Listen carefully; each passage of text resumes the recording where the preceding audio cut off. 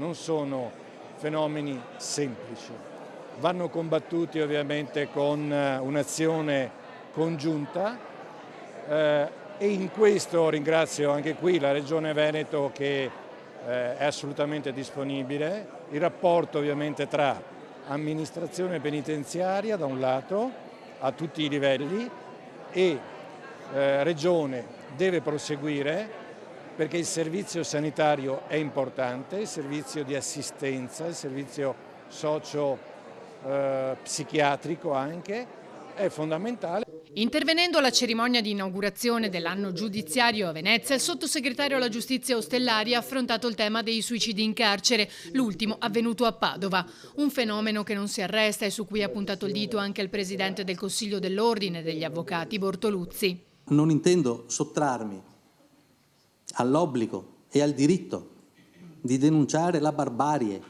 della situazione carceraria in Italia. Ma la situazione dei detenuti e delle detenute non può e non deve essere affrontata con calma e con lentezza. Il numero dei suicidi non è più tollerabile, non è degno di un paese che vuole essere civile. Quello che non voglio è che i suicidi risolvano il problema del sovraffollamento. Ostellari ha poi ribadito l'importanza del lavoro per reintegrare i detenuti. Il lavoro consente davvero di abbattere la recidiva, di tranquillizzare tutti. Una volta imparato un mestiere, quando esci, per il 98% dei casi non delinqui più. E credo che questo sia il grande obiettivo che dobbiamo raggiungere. Parlando infine della riforma della giustizia, il sottosegretario ha dichiarato: La necessità di affrontare un dibattito che rischia di diventare solo uno scontro tra di noi.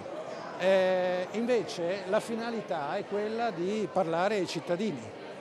E parlare ai cittadini significa ovviamente spiegare ai cittadini, però spiegare ai cittadini la verità, non le bugie che abbiamo sentito non qui oggi, ma fuori da qualche altra parte in qualche contesto.